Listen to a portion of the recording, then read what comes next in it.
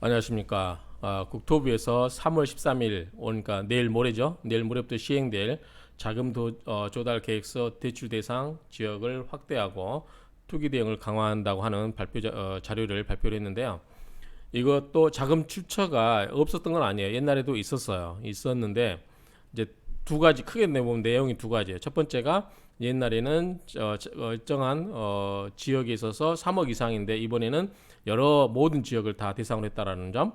두 번째, 그리고 옛날에도 대충 금액이 얼마라는 거 다 있었어요. 다만 이번에는 그거를 디테일하게 세부 항목을 다 만들었고 거기에다가 증빙 자료까지 제출을 하라고 하는 거예요. 그래서 자금 조달에 대한 구체적인 거를 미리서 제출하게 함으로써 사는 사람으로 하여금 약간 심리를 좀 억누르려고 하는 효과가 있는 것 같아요.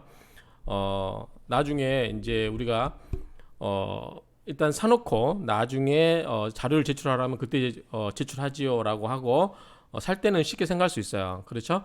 근데 이번엔 사면서부터 네가 살려고 하는 그 집에 대한 자금을 어떻게 조달할 건지 그거를 디테일하게 다 설명을 해라라고 하니까, 그리고 거기에다가 관련 자료, 증빙 자료까지 전부 제출을 하라고 하니까 부담이 크겠죠. 예컨대 수입이 없는 자녀 같은 경우는 원천징수 영수증이라든가 이런 게 없잖아요. 그러니까 그 자체가 좀 부담이 될 수 있어요. 한번 내용을 보겠습니다. 디테일한 부분은 이제 그 블로그 내용을 보시고 한강리치 중개법인 블로그를 보시면 되고요.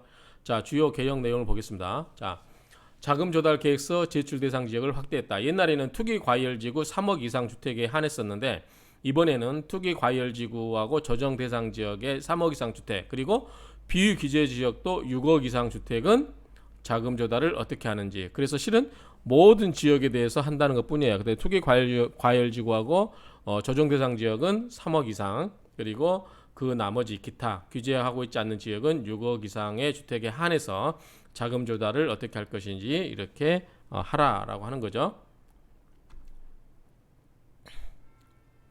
그 다음에 적용 시점은 3월 13일 계약 거래하는 것부터 적용이 됩니다. 그래서 이 부분은 이제 참고하시면 되고요. 그러면 이틀 남았기 때문에 이 규제를 피하려고 하면 그 전에 계약을 해야 되겠죠. 그런데 이제 만약에 3월 13일에 계약을 했는데 이 규제를 피하기 위해서 3월 13일 이전에 계약한 것처럼 이렇게 거짓 신고할 때는 취득가액의 2%, 그러면 1억이면은 200이죠. 10억이면은 2천만 원이죠. 과태료 처분 대상입니다. 왜냐면 이게 지금 물리적으로 제가 봤을 때 불가피한 게 계약금을 현금으로 주지 않는 이상, 그렇죠? 현금으로 주지 않는 이상 저기 자금이체 했다든지 그러면 자금이체 날짜가 나올 거 아니에요. 그리고 계약금을 마련하기 위해서 내가 목돈을 빼냈다. 그러면 은행에서 찾은 그 거래 내역이 있을 거 아니에요. 집에다가 현금 뭐 1, 2억을 갖고 있는 경우도 있겠지만 별로 드문 일이죠. 다 은행에 있기 때문에 은행에서 돈을 찾아가지고 계약을 했다, 계약금을 지불했다라고 했을 경우는 은행에 찾은 날짜가 다 찍혀 있기 때문에 이 계약일 시행 이전으로 신고를 한다는 게 쉽지 않을 수 있어요. 괜히 들켜가지고 과태료 2%를 낼 수 있는 상황도 생기니까 속단하지 마시고 차분하게 하시고, 다만 옛날도 냈어요. 그 자금 계획서를. 다만 이번은 좀 디테일하게 내는 것 뿐이니까 괜히 이거 계약일을 변경해 가지고 거짓을 해 가지고 과태료 2%를 내는 일이 없도록 하시는 게 좋지 않을까 싶습니다. 그다음에 이거는 이제 다 아시죠? 투기 과열지구 조정 대상 지역 이렇게 다 아실 거고 요거는 참조하시면 되겠어요. 이번에 고양 7개 지구가 조정 대상 지역에 들어갔나 봐요. 또 어찌됐든 이 고양시에 이 삼성, 원흥, 지축, 향동, 덕은, 뭐 킨텍스, 고양 관광문화단지 뭐 이런 데가 있나 봐요. 그래서 이런 데가 있으니까 참조하시면 될 것 같고요. 자, 자금 조달 계획서 증빙 자료 제출인데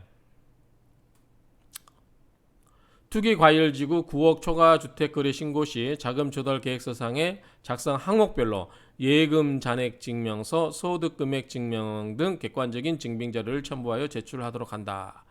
그래서 투기 과열지구에서 9억 이상 초과 주택 같은 경우는 예금 잔액 증명서, 우리가 이제 해외에 유학을 가거나 그럴 때 비자를 받을 때 예금 잔액 증명서를 띄었던 기억이 납니다. 그러니까 이런 식으로 소득금 증명과 다 이런 거를 자료를 증명하라고 하니까 별로 유쾌하지는 않은데 어쨌든 9억 초과 주택을 살 때에는 이거에 대해서 자금 조달 계획서를 제출하고 뿐만 아니라 이 증빙 자료까지 같이 내라 하니까 좀 심리적인 압박이 있을 수 있습니다. 한번 볼까요? 자, 금융기관 예금액은 당연히 예금 잔액 증명서 떼달라면 떼주고요. 주식 채권 매각 대금은 주식 거래 내역서 잔고 증명서 이것도 마찬가지로 증권회사에 다 요청하면 해줍니다. 증여 상속. 자, 증여 상속세 신고서 이거는 증여 상속이 이루어지면은 세무서에 신고하시죠? 그래서 이런 거. 그다음에 납세 증명서. 현금 등 그 밖의 자금은 소득금의 증명. 내가 현금이 얼마나 있었나? 집에 예컨대 내가 현금을 3억을 쌓아놓고 있다. 그런 분은 아마 별로 없으시겠지만 그러면 내가 현금을 갖고 있다라고 하면은 그 현금을 어떻게 받았는지 그러면 통상적으로 내가 월급을 받아서 저금을 해놨다 집에다가 은행에다 안 넣어놓고 내가 금고에다 넣어놨다 그럴 경우는 네가 실질적으로 그 현금을 갖고 있을 만한 자격이 되는지 그래서 네가 소득금액 증명원을 제출하는 거 근로소득 원천 징수 영수증 요거는 우리 직장인들은 다 아시죠. 그래서 내가 월급을 얼마를 받았는데 나는 은행 금리가 낮아서 내가 그냥 금고에다가 넣어놨다라고 증명하려면 내가 그 현금을 어떻게 갖게 됐는지를 증명하라는 거예요. 만약에 그렇지 않다라고 하면 증명을 못하면 뭐예요 이거는 내가 그동안 근로를 해서 노동을 제공해서 월급을 받아서 모아둔 현금이 아니라고 하면 뭐예요 이거는 다른 사람이 준 거죠. 부모님이 주셨던 할머니가 주셨던 할아버지가 주셨던 이거는 증여로 볼 수 있는 서류가 돼버리는 거예요. 그래서 현금 등 그 밖의 자료는 내가 충분히 이 자금을 갖고 있을 만한 자격이 된다. 그렇다고 해서 내가 100% 월급을 다 현금으로 저금해놨다. 쉽지 않죠. 왜냐하면 우리가 쓰는 카드 내역도 있고 여러 가지 생활을 하기 때문에 그래서 우스갯소리로 집사람이 그러던데 부잣집에서는 집에서 생활비 카드를 준대요. 그리고 그 자식이 번 돈은 전부 본인 통장에 저금을 하라 이렇게 한다고 해요. 그러면은 그렇게 하는 경우는 또 증여가 안 되나요? 일정 금액이 또 초과되면 증여가 될 수 있을 것 같아요. 예를 들어서 자제가 굉장히 그걸로 외제차를 산다든지 여러 가지 그 모든 것을 부모 카드로 샀다. 그 증여로 볼 수 있을 것 같아요. 그래서 합산해서 일정 금액 이상이면 세금을 부과할 수 있을 것 같습니다. 어쨌든 소소하게 나가는 거야 어떻게 할 수 없겠지만 이런 식으로 한다고 해요. 그러니까 현금 같은 경우는 네가 그 현금을 갖게 된 정당한 근거를 제시하라. 그게 소득금액 증명원을 제출하라는 거죠. 부동산 처분 매각 대금은 매매 계약서라든가 임대차 계약서 보면 당연히 나오겠죠. 내가 내 아파트를 전세를 놨다 그러면 전세 계약서 보고 돈이 들어온 거 증명하면 됩니다. 매매 계약서는 팔았던 거 증명하면 되고요. 금융기관 대출 이거는 이제 금융거래 확인서, 부채 증명서, 금융기관 대출 신청서 이거는 금융기관에 요청하면 다 해줘요. 임대보증금은 부동산 임대차 계약서 제출하면 될 것 같아요. 근데 여기 왜 두 개가 있죠? 부동산 임대차 계약서 부동산 처분 대금 이게 잘못된 것 같아요. 부동산 임대차 계약서는 처분이 아니죠. 그러니까 이게 잘못된 것 같은데 여기 또 있는데 여기는 그냥 임대보증금 등 여기에 들어가는 게 맞을 것 같아요. 어차피 임대차 계약서의 보증금도 잠재적인 채무잖아요. 그래서 차입금으로 보시는 게 맞을 것 같고 처분은 이제 소유권의 매매를 의미하기 때문에 임대차 계약서는 여기에 빠져 있어야 될 것 같아요. 그래서 부동산 매매 계약서로 보시면 될 것 같습니다. 회사 지원금, 사채 등 또는 그 밖의 차입금. 이 사채가 좀 애매해요. 사채가 좁게 이제 보통 우리가 아는 사채는 개인한테 빌리는 돈이 사채예요. 근데 회사채라고 하는 게 있거든요. 사채 그것도 사채인데 회사에서 발행한 채권인데 여기서는 회사채는 아니겠어요. 왜냐하면 회사채라는 것은 우리가 회사채를 샀을 때 내 자금이 회사로 들어가는 거거든요. 그러고 나서 회사채를 받는 거기 때문에 그거는 채무가 아니죠. 그거는 이제 돈이 아니에요. 주식과 같은 유가증권인 사채에 불과하거든요.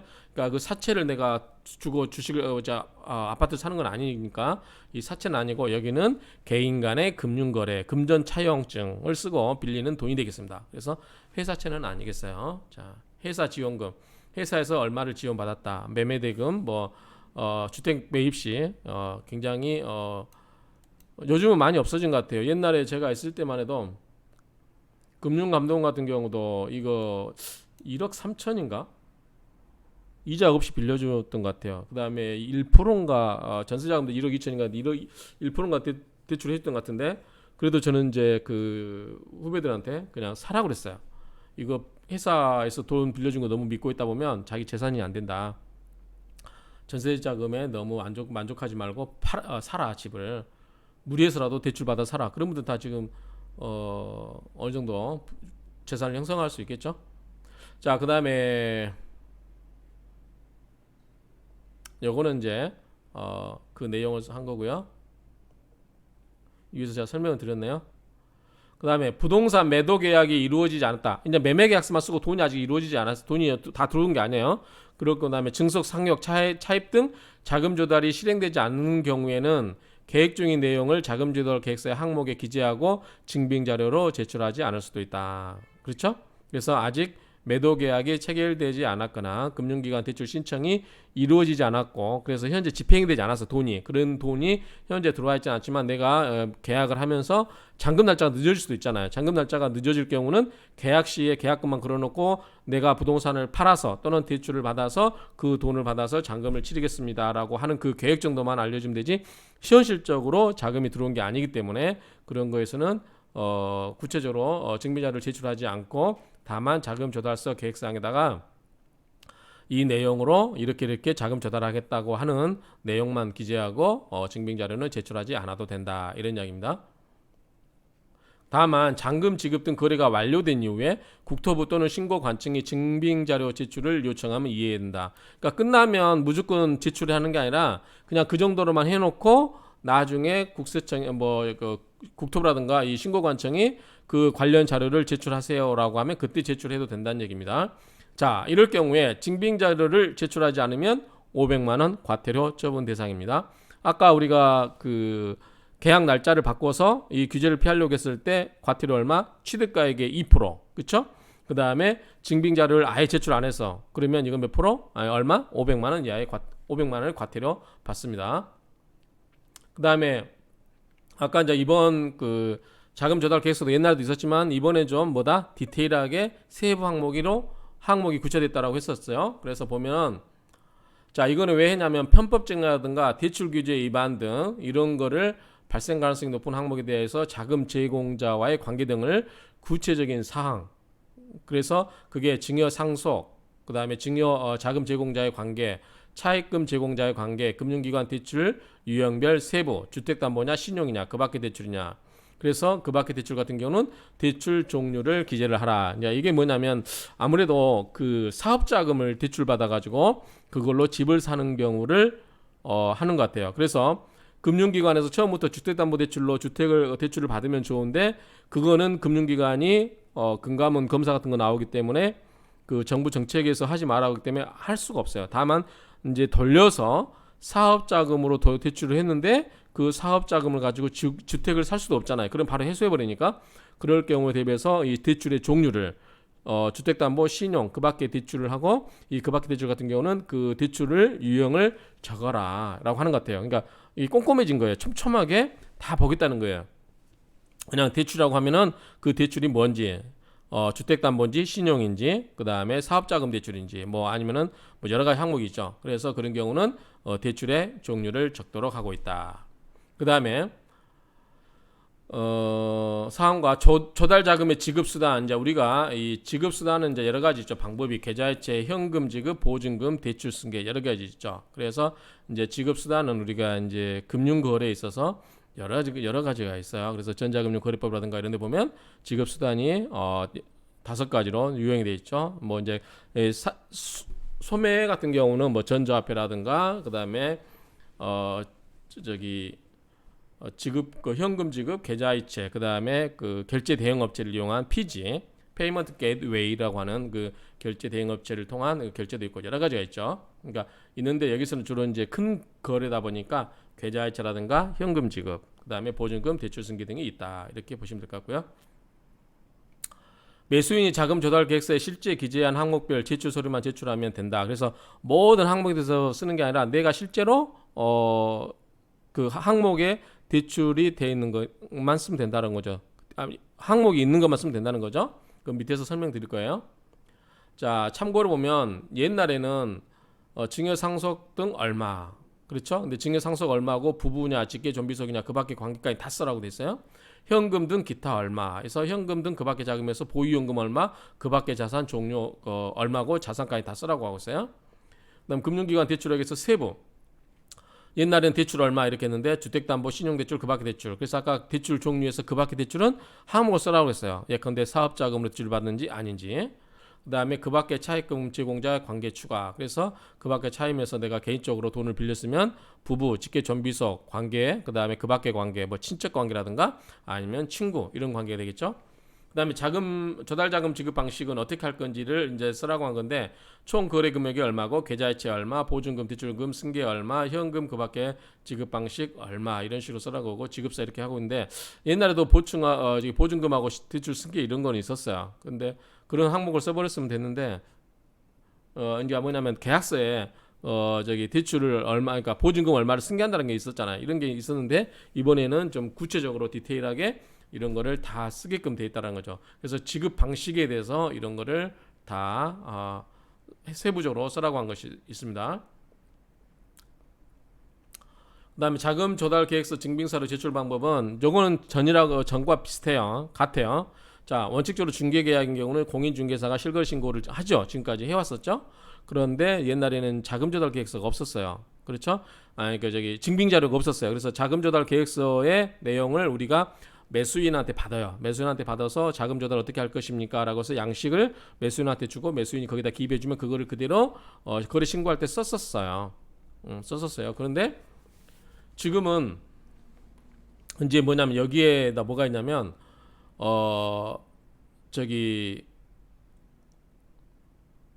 이제 아마 이거 저기 내용을 보면 자 중개사가 거래 신고할 때는 거기에 이제 증빙 자료를 스캔해 가지고 스캔 파일로 아마 첨부할 것 같아요 느낌에. 그런데 이제 만약에 개인 정보라든가 개인 정보 노출 등 사유로 매수인 자금 조달 계획서의 증빙 사료를 직접 제출하고 싶을 수도 있어요. 옛날에도 그랬어요. 매수인이 직접 제출할 경우는 그냥 그 매수인 직접 제출한다고 하고 했으면 됐거든요. 그런데 이번에는 이제 매수인이 개인 정보 같은 경우에 있어서 껄끄럽다. 중개사가 보는 게 껄끄럽다. 그럴 경우는 자기가 이미지 파일을 출력을 해가지고 직접 신고관청에 자료를 출력해서 제출하거나 스캔 또는 이미지 파일로 여기에다가 이 사이트에 부동산 거래 관리 시스템을 통해서 제출할 수도 있도록 이렇게 하고 있습니다. 다만 이런 경우에도 공인중개사가 실거래 신고를 먼저 제출하도록 하고 있습니다. 직거래의 경우는 매수인이 실거래 신고서와 함께 자금 조달 계획서 그리고 증빙 자료를 신고관청에 직접 신고 제출하거나 대리인을 통해서 할 수도 있다. 자, 불법행위 부동산 시장 불법행위 등 집중 단속은 뭐 13명, 실거래 상설 조사팀 40명 뭐 이런 식으로 해서 꾸준히 단속하겠다는 겁니다. 보시면 되고. 자금 조달서 작성료로 볼게요. 자, 10억짜리 주택을 구입하면서 금융기관 예금액 3억. 자, 금융기관 예금액 3억 썼죠. 주택담보대출 3억. 부동산 금융기관 대출을 갖게 해서 3억 있죠. 이렇게 쓰고 합계 얼마. 요 다 금액 합친 걸 여기다 쓰는 거겠죠. 부동산 처분대금 얼마? 4억. 부동산 판 거 4억. 그래서 자기 자금은 내가 금융기관에 갖고 있는 금이 얼마, 주식 판 금액이 얼마, 채권 판 금액이 얼마, 증여상속 받은 금액이 얼마, 현금 등 그 밖에 얼마. 그렇죠? 그다음에 증여상속, 현금 등에 다 이 보유형이라든가 그 밖의 자산 종류를 기재하게 되어 있고, 그다음에 증여상속에 있어서는 관계까지 적도록 하고 있고요. 부동산 매각대금은 여기에 쓰고, 그래서 이 토탈 합친 금액이 얼마? 7억 됐죠? 그다음에 금융기관 대출액에서 신용대출, 그 밖의 대출 아까 설명드렸고요. 그다음에 기존 주택 보유 여부에서는 주택담보대출이 있는 경우만 기재하라고 했는데 주택담보대출이 있는 경우는 이제 하면 되지만 없는 경우는 미보유로 이렇게 체크를 하시고 이렇게 하라는 소리 같아요. 그래서 쭉 여기서 이 항목에 해당되는 금액을 합친 금액이 3억. 그래서 합계가 토탈 10억이다. 이렇게 보는 것 같습니다.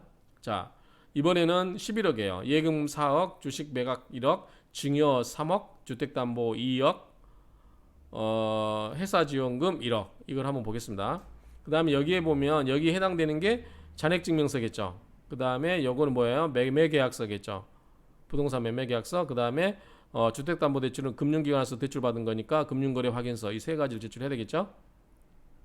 그 다음에 11억짜리 이걸 보면은 자, 금융기관 4억이니까 예금 잔액 증명서가 들어가겠죠. 주식 매각 대금은 주식거래 내역서, 증권회사에 요청하면 됩니다. 증여는 3억이니까 신고했을 거 아니에요. 증여세 신고서 국세청에 신고한 서류 제출. 그 다음에 주식담보대출, 주택담보대출은 이제 체크하면 되겠죠. 이거는 그 전산망으로 확인되나 봐요. 잔금 실시액, 회사 지원금 1억 이렇게 해서 보실게요.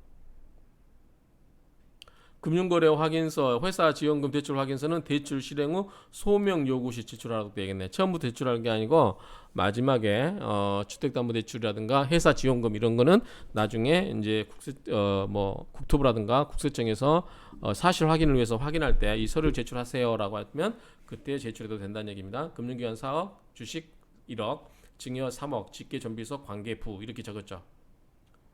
그래서 합계가 8억이고 금융기관 대출 2억. 그 다음에 기존주택 보유 여부 없죠. 아까 이제 주택담보대출이라고 하는 거는 2억은 이제 그 집을 사면서 대출을 받는 거죠. 그러고 회사 지원금 1억. 그래서 2억과 1억을 합쳐서 3억. 그래서 아까 8억과 3억을 더해서 11억 이렇게 되는 겁니다. 이제 구체적으로 제출 예시는 여러분들이 구체적으로 이렇게 보시면 될 것 같아요. 이제 나중에 실제로 거래를 하면서 이건 이제 공인중개사들이 할 거니까 이렇게 한번 보시고요. 쭉 보시고 이제 매수인들께 당사자가 직접 거래한 경우는 이걸 참조하셔서 쭉 하시면 될 것 같아요. 그리고 잘 모르시면 구청에 물어보면 다 알려줍니다. 이제 각 사례별 작성 예시인데 이거는 여러분들이 참고하시 바랍니다.